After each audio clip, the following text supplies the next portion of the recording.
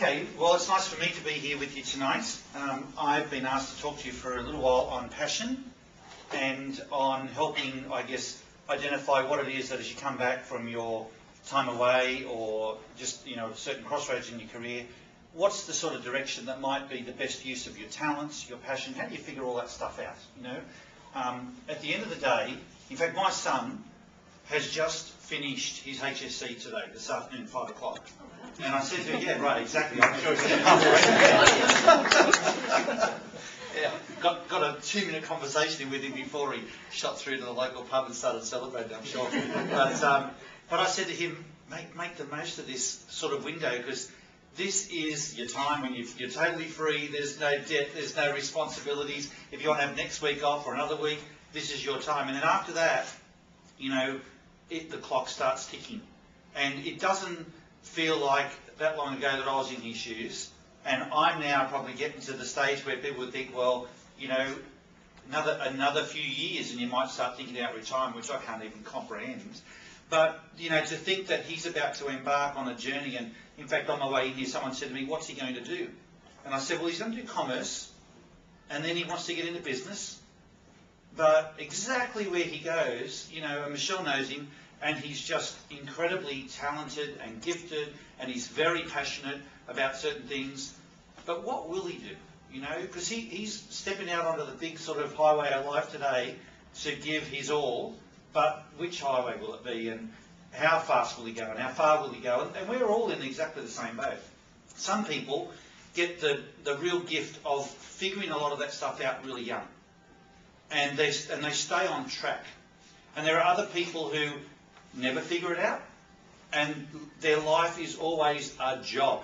It's always work. There are other people that get to a crossroads, often called a midlife crisis or something like that, where they look back at the last 20 years, they look forward to the next 20 or thereabouts and sort of go, I don't want that to equal that, so I better make some sort of sea change.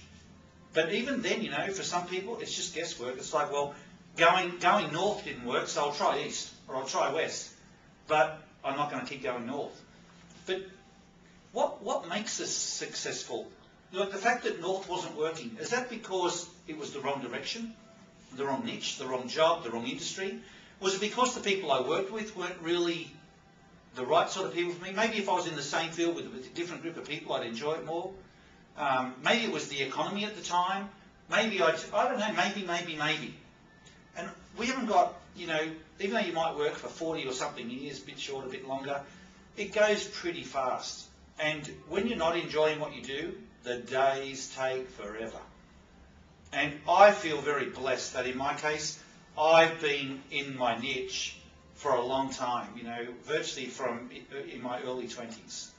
And I just think it's really interesting if there is a way to figure out what's our passion, what's my niche, what are the strengths I bring to the table, how can I use them in a way that's not only successful and might make me a lot of money, but it's actually fulfilling. What, even if I wasn't earning money, I'd still want to do this.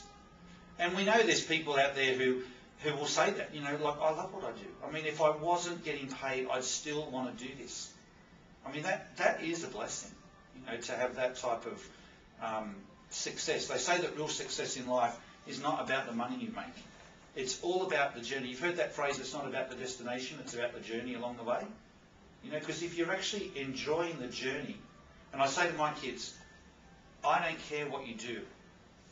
My only wish for you is the same thing that I feel lucky to have.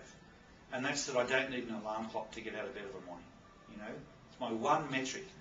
Because when you're going on holidays, the only reason you use an alarm clock when you go on holidays to get a plane or something is so you don't sleep in. It's not because, not sleep in, you want to get the plane, you want to get up and get going, But normally when we're trying to work, if it's real work, we set an alarm with